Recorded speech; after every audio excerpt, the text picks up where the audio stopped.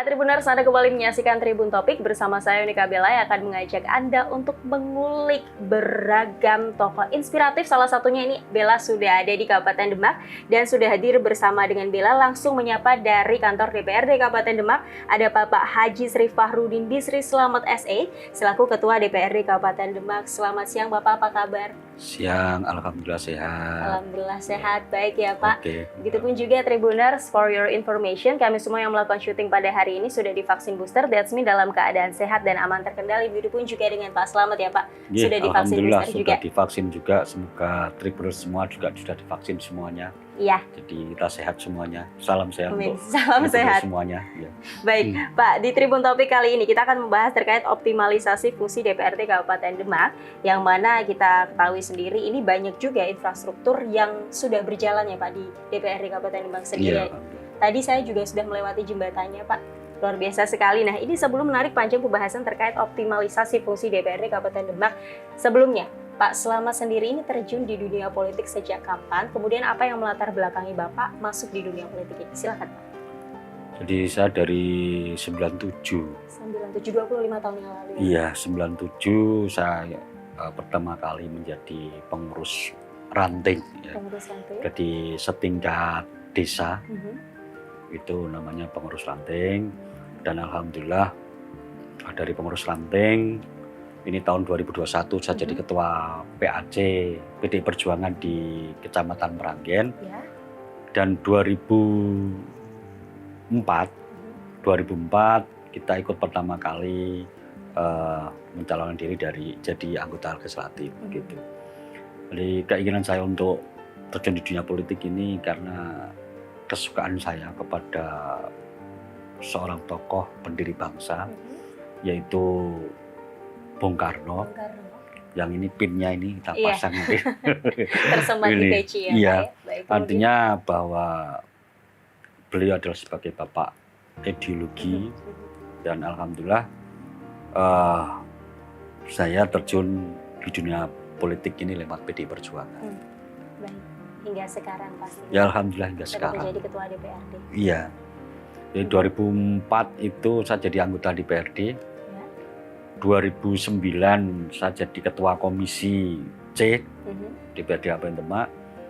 2014 jadi wakil ketua dan 2019 karena PDI Perjuangan ini mendapatkan amanah dari masyarakat Kabupaten Demak sehingga bisa menjadi 11 kursi, alhamdulillah menjadi pemenang di Kabupaten Demak. Ya mestinya menjadi ketua DPRD Kabupaten Demak. Alhamdulillah ya, alhamdulillah. Sekarang diamanatkan seperti itu, pastinya untuk melayani rakyat ya lagi-lagi ya. Seperti itu. Tadi Bapak sudah bilang juga di Meranggen. Iya. Kemudian untuk masa kecil Bapak sendiri ini di mana? Di Meranggen kah atau di mana? Di Demak? Saya lahir di Pelamongan Sari, Semarang, perbatasan dengan perbatasan dengan Meranggen juga. Artinya seperti itu dengan Batur Sari. Iya. Jadi kita kecilnya ya istilahnya Semarang Demak. Kita hanya nyebrang sungai itu sudah masuk Kabupaten Demak, artinya seperti itu. Dan dulu Pelamongan Sari itu juga ikut di Kabupaten Demak tahun sekitar mungkin 60 berapa seperti itu, sehingga terus ditarik ke Semarang, pemekaran Semarang. Masa sekolah mengenyam pendidikan di mana saja Pak Slamet? Saya SD di Pelamongan Sari 2, SMP di SMP Negeri 1 Meranggen. Di Meranggen. Di SMA-nya di SMA 12 Semarang. SMA 12 Semarang. Kemudian melanjutkan studinya di Unisula, cuman tidak sampai lulus di sana. Saya pindah di STI Semarang. Oke, ini menarik nih Pak. Iya. Apa yang membuat Bapak pindah tersebut? Kemudian untuk jurusannya sendiri yang Bapak ambil apa? Ekonomi manajemen. Ekonomi manajemen. Di Unisula tahun 90 ya masuk. Ya karena keterbatasan ekonomi. Dan pada saat itu saya juga sudah menikah. Jadi kuliah sambil menjadi kepala rumah tangga. Luar biasa. Ya, artinya di sana ya tidak begitu bisa konsen ke sekolah sambil bekerja dan sebagainya, sehingga molor-molor. Nah, akhirnya di Unisula sudah tidak ada teman, gitu. Sudah pada lulus semuanya. Akhirnya saya pindah itu. Ya. Tapi itu tidak mematahkan semangat Bapak ya? Bapak Ya, tetap alhamdulillah. lanjut kuliah, Ya, lanjut sehingga kuliah. sekarang menjadi ketua DPRD. Ya, alhamdulillah seperti itu. Oke. Kemudian Pak, terkait DPRD, terlepas dari hal pribadi yang Bapak miliki untuk mewujudkan Demak bermartabat sendiri ini pastinya maju dan juga sejahtera, yang mana ini merupakan visi dari Kabupaten Demak sendiri ya Pak. Lantas bagaimana peran DPRD Kabupaten Demak dalam keikutsertaannya mewujudkan visi tersebut? Jadi itu memang sudah menjadi RPJMD ya, Ya. visi misi Bupati ketika mencalonkan diri. Dan waktu ini kan pendek untuk Pilkada 2020 Desember. Artinya harus berakhir di 2024 nanti. Ini kan pendek karena ada pilkada bersama. Ya kita harus bersinergi dengan eksekutif bagaimana mewujudkan Demak bermartabat maju dan sejahtera ini. Artinya itu kan sudah menjadi tujuan atau arah. Kita harus menuju ke sana. Ada program prioritas, ya pastinya program prioritas yang dicantumkan di dalam RPJMD ini ya mestinya harus kita lalui seperti itu tiap tahunnya, sehingga ini juga perlu percepatan di akhir 2024, artinya di tahun 2024 mestinya visi misi Bupati ini bisa terselesaikan semuanya. Eksekusinya pun juga di lapangan terlaksana terlaksana semuanya, mesti perlu percepatan ini. Jadi kita tidak bisa berleha-leha, artinya kita harus support terkait dengan itu karena pemerintahan ini kan eksekutif dan legislatif, sehingga ada ketidakberhasilan dari eksekutif ini juga menjadi ketidakberhasilan dari legislatif gitu. Iya, ada keberhasilan dari eksekutif itu pun menjadi keberhasilan dari legislatif. Artinya kita bekerja bersama, bersinergi dengan baik untuk mewujudkan visi misi yang sudah dicanangkan itu. Baik, tadi Bapak berbicara terkait percepatan. Pastinya kita tahu juga percepatan pemulihan ekonomi yang mana ini menjadi salah satu fokus utama pemerintah juga. Betul. Apakah di DPRD Kabupaten Demak sendiri ini menjadi fokus utama juga terkait percepatan pemulihan ekonomi? Ya pastinya di situ. Dan sekarang malah kita harus menjaga inflasi ya. Nah, itu dia. Bagaimana Pak? Karena ya artinya bagaimana Pemkab ini bisa menjaga harga-harga, terutama harga pokok ini untuk bisa dikendalikan, tidak liar. Ya, sehingga bagaimana ketika harga pokok ini tinggi, kita harus mengadakan operasi pasar, nah, sehingga harga pokok makanan ini bisa ditekan dan inflasi bisa kita kendalikan. Ya, termasuk pemberian subsidi mungkin terkait dengan UMKM yang ada dan fasilitas-fasilitas yang ada untuk masyarakat miskin ini. Bagaimana bantuan-bantuan ini bisa tepat sasaran, nah, sehingga ini perlu kerjasama semuanya dari pemerintah desa, pemerintah kabupaten, DPRD, semua stakeholder yang ada untuk bisa diajak bekerja sama, rebuk bareng, menjalankan atau eksekusi bareng terkait dengan hal-hal seperti itu. Pastinya semua bisa terlaksana dengan baik kalau ada sinergi yang matang juga ya Pak, antara berbagai stakeholder terkait. Baik, kemudian tadi Bapak berbicara terkait legislatif, pastinya ini ada legislasi juga. As we know, legislasi ini kan merupakan proses pembuatan undang-undang, begitupun dengan penyempurnaan perangkat hukum di dalamnya Pak. Nah, kemudian bagaimana dengan payung hukum yang benar-benar dibutuhkan oleh masyarakat Kabupaten Demak sekarang ini? Jadi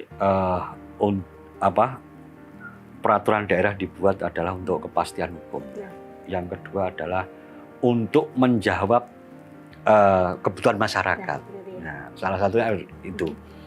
Bagaimana kebutuhan masyarakat ini bisa kita lihat, kita fasilitasi terkait dengan kepastian hukumnya. Yang dibutuhkan terkait aturan ini apa atau masyarakat. Nah, mungkin salah satu contoh ini yang sudah kita selesaikan perdanya, perda pesantren. Perda pesantren luar biasa. Perda pendidikan. Terus perda terkait dengan pemberian fasilitas kepada UMKM. Di situ di dalamnya kami ingin ada kredit usaha rakyat. Ini terkait dengan bunganya ini bisa 3%. Ini bisa disubsidi oleh APBD. Misalnya seperti itu, sehingga masyarakat bisa memulihkan terkait dengan kemarin pasca pandemi ini bisa ekonomi bisa bergeliat. Ya. Nah, artinya di situ juga kita kita klaster bagaimana UMKM ini yang istilahnya hidup segan mati tak mau, ataupun yang sudah kolab. Atau yang sekarang masih berjalan. Ini penanganannya kan harus sesuai dengan kondisinya. Kalau yang masih berjalan bagaimana disupport agar mereka bisa lebih maju lagi. Yang mungkin collab bagaimana mereka bisa bisa berusaha lagi, mestinya butuh permodalan dan sebagainya. Ini kan harus kita petakan seperti itu, sehingga nanti ke depannya ketika perekonomian di Kabupaten Demak ini tumbuh, pastinya kan akan lebih bagus sehingga daya beli masyarakat bisa, masyarakatnya ada bisa tetap terjaga. Baik. Berarti hal ini terkait usaha juga yang dilakukan di Kabupaten Demak, UMKM yang berjalan juga. Nah, kalau di Kabupaten Demak sendiri ini ada Kadin nggak sih Pak, Kamar Dagang Industri semacam itu, perkumpulannya? Ada juga. Bagaimana perkembangan Kadin di sini Pak? Ya, alhamdulillah support terkait dengan pemerintahan yang ada. Jadi semuanya, makanya tadi kita sebut stakeholder yang ada, mari kita ajak para pengusaha yang tergabung di Kadin maupun ada HIPMI dan sebagainya. Ini bisa bersinergi dengan masyarakat ya alhamdulillah, sehingga pertumbuhan ekonomi di Kabupaten Demak ini tidak hancur-hancur sekali. Alhamdulillah bisa tumbuh positif begitu. Amin. Kita harapkan juga seperti itu. Nah, di Kabupaten Demak sendiri ini kan ciri khasnya dengan ini ya Pak, Kabupaten Demak Kota Wali. Bagaimana Pak perkembangannya dengan inisial seperti itu atau julukan seperti itu?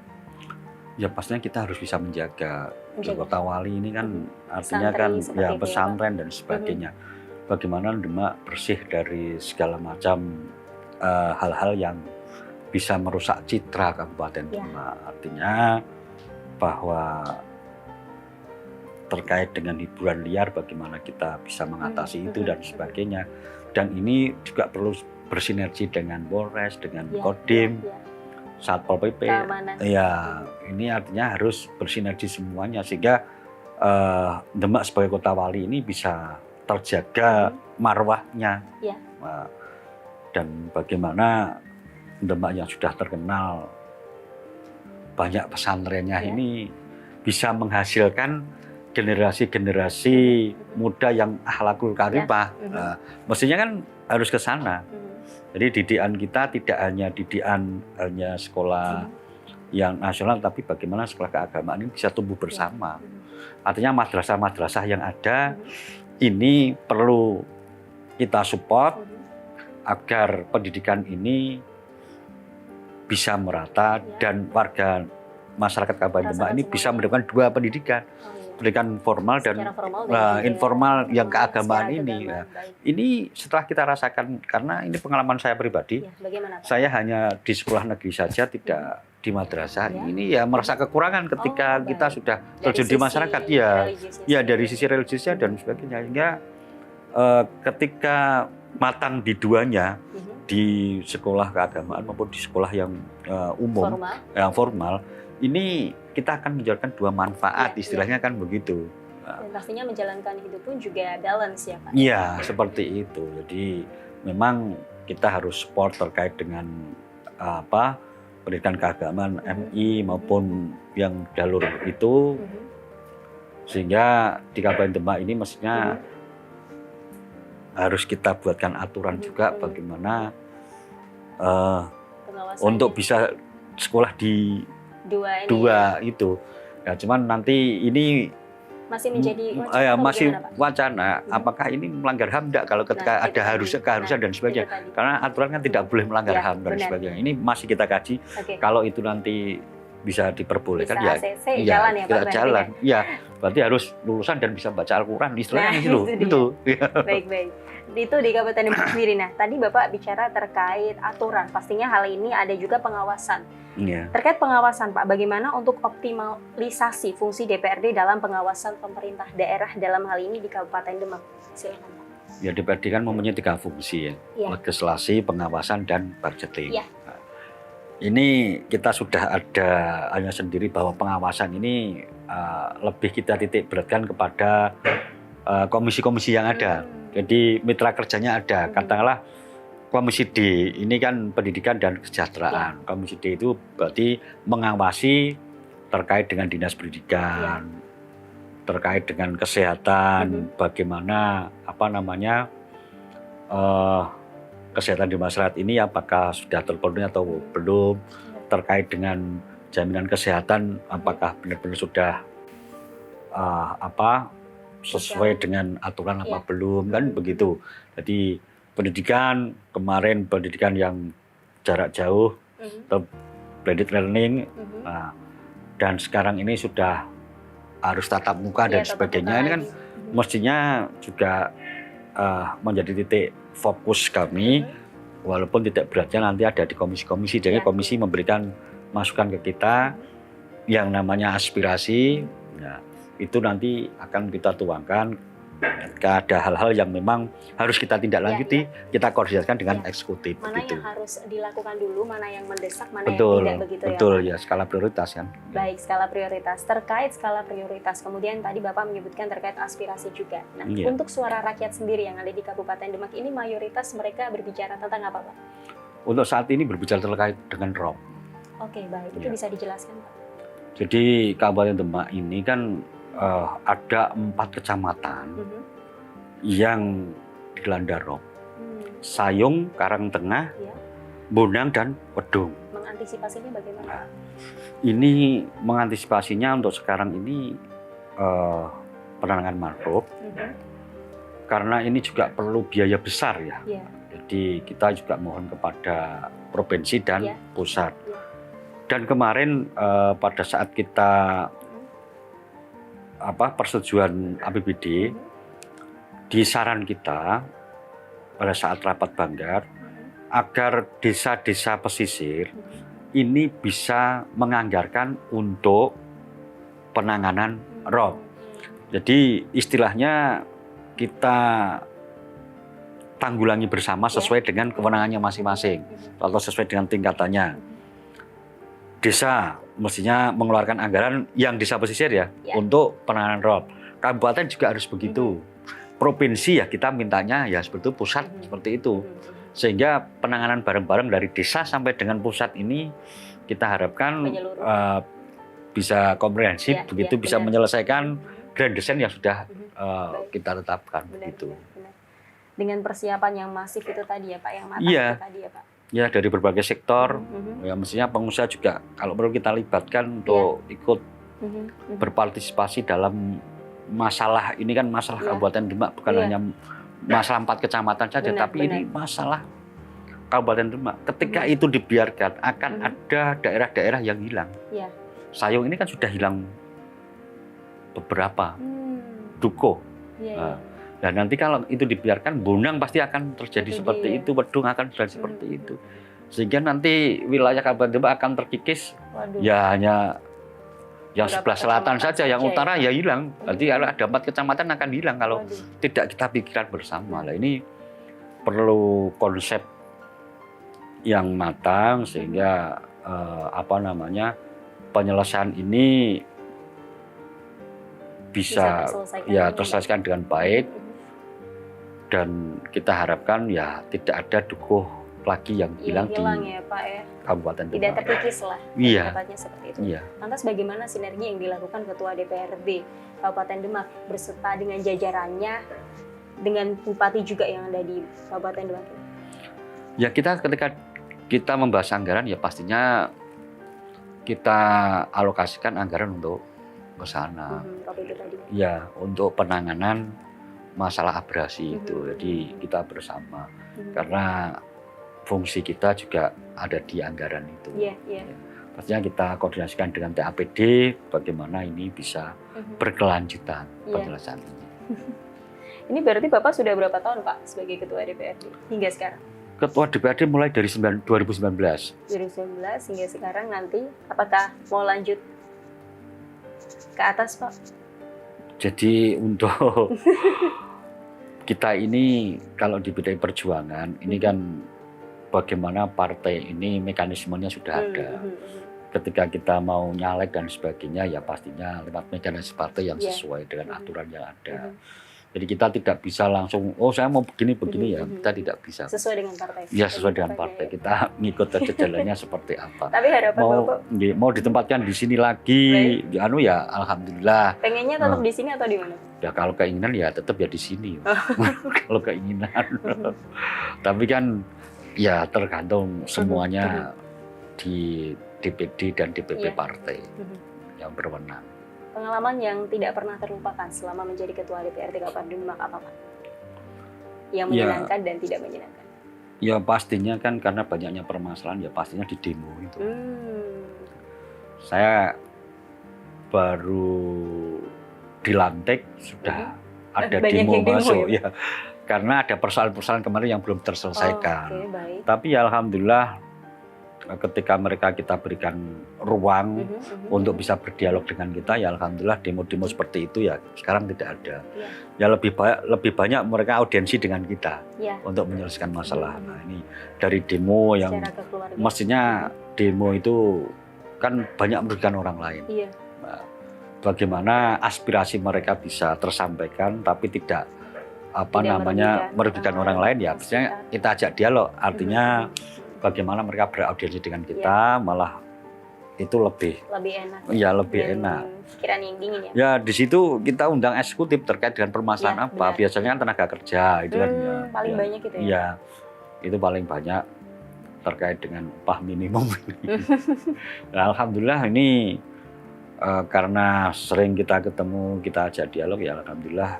Ya semoga saja tidak ada demo terkait dengan kenaikan upah ini. Gitu. Berarti memang suara rakyat yang paling banyak ini terkait ROP ya Pak, untuk akhir-akhir ini? Iya, yang akhir-akhir ini kan musim hujan. Iya. Ya ini kan ROP, ya kasihan kadang ROP-nya sampai sebesar gitu, apalagi di Timbul Sloko, di Desa Bedono itu kan ada satu dukuh yang udah dikelilingi ROP semuanya, yang relokasi belum bisa kita lakukan semuanya karena itu ya juga butuh biaya besar. Mereka diminta pindah ya terkait dengan mata pencarian dan sebagainya. Ada di situ juga. Ya, ada di situ juga. Jadi ya memang banyak faktor. Ya tetap kita pemerintahan berkomitmen untuk bisa menyelesaikan itu semuanya. Peran dari DPRD Kabupaten Demak sendiri bagaimana sejauh ini terkait hal itu? Ya kita memfasilitasi ketika mereka mau mengadu terkait dengan hal-hal yang menjadi merasa mereka tidak dianggap warga Demak atau mereka ingin menyuarakan, ya kita terima ya. Iya. Jadi kayak di Timbul Sloko kayak kemarin ya kita upayakan, kita koordinasikan bagaimana warganya ini diberikan keterampilan sehingga ketika nanti pindah ya punya keterampilan, ataupun di situ pun para warga ini bisa punya keterampilan lebih sehingga tetap mereka ini bisa sejahtera. Ada bekalnya gitu. juga. Ada bekalnya juga. Untuk secara geografis sendiri, masyarakat di Kabupaten Demak banyak perantaunya, kemudian kembali lagi ke sini membangun daerahnya atau seperti apa? Ya sebenarnya banyak masyarakat Kabupaten Demak yang sudah sukses di luar. Ya ini potensi ini yang harus kita manfaatkan sebenarnya. Bagaimana warga Demak ini yang berhasil di luar ini, kayak ada jadi di Rut BRI, ada yang di Lion, ada yang di TNI, di Jenderal juga banyak. Nah, potensi-potensi ini mestinya kita manfaatkan, bagaimana mereka bisa kita minta sumbang sarannya agar memotivasi yang lain dan kelebihan mereka ini bisa untuk kemajuan Kabupaten Demak. Benar. Oke, baik. Kemudian harapan Bapak sendiri sebagai Ketua DPRD Kabupaten Demak untuk masyarakat di Kabupaten Demak apa, Pak? Ya pastinya kita ini di sini dan eksekutif ada ini kan pastinya hanya satu tujuannya, yaitu bagaimana bisa mensejahterakan. Ya. Tugas seorang pemimpin adalah mensejahterakan masyarakat lewat berbagai jalan kan itu.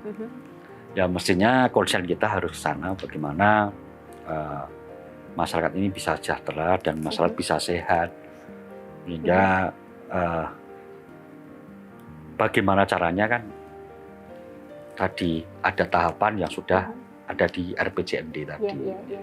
Nah, tujuannya kan itu bermartabat, sehat dan sejahtera. Pada intinya kan di sejahteranya itu. Di sejahteranya. Jadi ya terkait dengan anggaran dan sebagainya bagaimana dipergunakan untuk masyarakat. Ya, untuk melayani masyarakat lagi-lagi ya. Iya betul. Oke, baik. Kemudian Pak, untuk generasi selanjutnya yang ada di Kabupaten Demak, para anak-anak muda nih mungkin kan mereka mikirnya, aduh di Kabupaten Demak gak ada apa-apa nih. Mungkin mikirnya seperti itu, mereka ingin merantau keluar kota. Nah, yang menjadi ciri khas atau hal yang mungkin tidak bisa ditinggal di Kabupaten Demak sendiri supaya anak-anak muda tetap ada di sini apa Pak sebenarnya? Ya sebenarnya begini, anak muda sekarang ini kan pengennya kalau bekerja ini kan yang tidak terikat, yang ada duitnya kan gitu. Nah, Demak ini banyak industri ya ada di sini. Lapangan pekerjaan ya insya Allah ada. Nah, cuman kalau lulusan SMA terus masuk di pabrik, ini kan perkembangannya kan tidak apa ya, tidak atau kurang bagus terhadap kedepannya. Nah, kita harus berpikir bagaimana menciptakan para pengusaha-pengusaha, sehingga mereka diberikan wawasan, jangan hanya puas SMA langsung masuk pabrik, tapi bagaimana berpikir mereka jadi pengusaha, jadi wira swasta, sehingga harus difasilitasi bagaimana mereka ini mau dan berani untuk berwira swasta. Nah, di antaranya bagaimana pertanian ini bisa dipertahankan, yang kita ini sebagai penyangga padi di Jawa Tengah dan di nasional ini harus kita pertahankan. Bagaimana generasi muda ini mencintai pertanian, agribisnisnya. Iya, maksudnya seperti itu. Kalau pertanian menghasilkan pastinya itu akan dilirik. Daya tarik sendiri ya. Nah, iya kan pastinya seperti itu. Yang kedua, ketika pemuda yang ada di pesisir, bagaimana mereka mencintai laut. Nah, ikan. Nah, bagaimana mereka itu mencari di sana itu memang lahan memang bisa menghasilkan uang. Jadi kita harus berpikir bagaimana ada memberikan peluang kepada para pemuda agar bisa mencintai laut untuk daerah pesisir. Sehingga klaster ini harus kita push. Mungkin terkait dengan di sini harus ada sekolah kelautan terkait dengan hal itu. Jadi bagaimana mengolah dari ikan menjadi pengalengan dan sebagainya. Ini mestinya kan ini menjadi sektor yang harus dioptimalkan sehingga para pemuda ini tidak melirik keluar, bagaimana mereka ini bisa mencari pekerjaan di daerahnya sendiri. Gitu. Luar biasa Pak, luar biasa harapannya ya Pak untuk generasi muda di Kabupaten Demak sendiri Pak. Kemudian Pak, daya tarik yang Bapak sebutkan tadi ada pertanian, kemudian ada kelautan juga. Sejauh ini perkembangannya bagaimana? Ya sudah berjalan, cuman kurang optimal. Ya ini perlu penanganan khusus kah? Ya penanganan yang lebih intens lagi, sehingga bagaimana menciptakan itu generasi muda mencintai pertanian dan generasi muda yang mencintai lautan. Ini menjadi PR kita semua. Daya tariknya di Kabupaten Demak berarti untuk pertanian dan juga kelautan generasinya harus mencintai kedua hal tersebut supaya Kabupaten Demak ini tidak terkikis itu lagi ya Pak, daerah-daerahnya tetap ada. Iya pastinya seperti itu, iya. Baik, oke Pak, terlepas dari ini semua Pak, hal-hal mungkin tugas-tugas Bapak sebagai Ketua DPRD, tugas-tugas lain di luar wewenang atau kewajiban Bapak di DPRD sendiri apa Pak? Di luar tugas Bapak, keseharian Bapak? Ya sebagai kepala rumah tangga mestinya harus mengurus keluarga kan begitu. Saya juga sebagai punya usaha Kakwarcap, berarti ngurusi pramuka juga di sini kan. Sebagai ketua DPC juga, berarti 3 hal ini sudah membuat kita apalagi banyak rakyat juga membuat kita sudah terkait waktu ini kadang-kadang harus bisa memanage dengan baik sehingga tidak tabrakan antara satu kepentingan dengan kepentingan yang lain. Ya, alhamdulillah karena itu adalah amanah semuanya, ya bagaimana kita untuk bisa menjalankan dengan baik begitu. Oke, luar biasa Pak. Terakhir Pak, last but not least sebelum kita tutup hari ini, 3 kata untuk mewakili suara rakyat yang ada di Kabupaten Demak. Silakan Pak. 3 kata ya. Pangan, papan, sandang. Pangan, papan, sandang. Kenapa Pak? Bisa dijelaskan? Jadi yang utama orang itu pasti kan akan mencari makan. Setelah itu dia kan pasti akan mencari tempat tinggal. Nah, bagaimana pemerintah ini bisa menyediakan dengan baik. Terkait dengan pangan juga bagaimana pemerintah bisa menyediakan dengan baik. Dan akhirnya sandang, ini pakaian. Nah, mestinya setelah kebutuhan 2 itu terpenuhi, pastinya orang akan bagaimana berpikir untuk style, gaya berpakaian ini kan mestinya juga berpengaruh terkait dengan tingkat kesejahteraan. Kalau mereka sejahtera ya pasti pakaiannya akan lebih baik kan begitu. Nah, jadi 3 hal ini harus bisa disediakan oleh masyarakat dengan baik yang pada akhirnya masyarakat ini merasa terlayani dengan baik. Oke. Kita harapkan juga untuk masyarakat di Kabupaten Demak terlayani juga dengan baik dengan apa yang sudah dilakukan oleh Kabupaten Demak dalam hal ini untuk DPRD-nya ya Pak. Siap. Lancar terus Pak untuk setiap program-programnya ke depan. Amin, kita alhamdulillah. Kita doakan untuk ROP-nya segera terselesaikan dengan cepat ya Pak ya. Siap. Harapan juga bersama ya Pak, bersama juga dengan Bupati dan jajarannya. Sehat selalu Pak untuk agenda ke depannya. Terima kasih sekali lagi untuk di Tribun Topik hari ini Pak. Siap, sehat selalu Bapak.